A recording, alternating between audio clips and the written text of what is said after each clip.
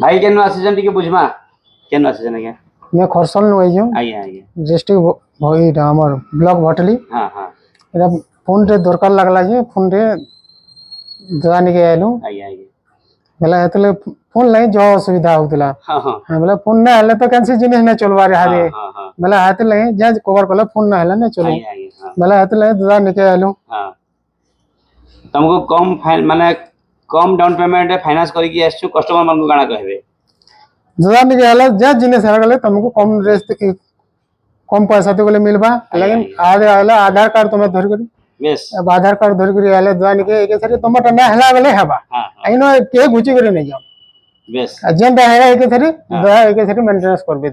आपनकर पाखे भी जदी आधार कार्ड बैंक पासबुक अछि आपन खाली धरि के आसन हमें फाइनेंस करके दमा सब प्रकार फाइनेंस हमर पाखे अछि आ सब प्रकार ब्रांडेड मोबाइल मेट्स मोबाइल में मिलबा।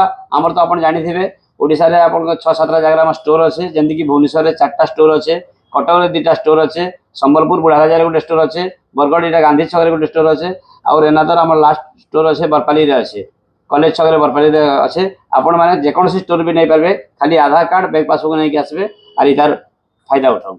बहुत बहुत धन्यवाद थैंक यू।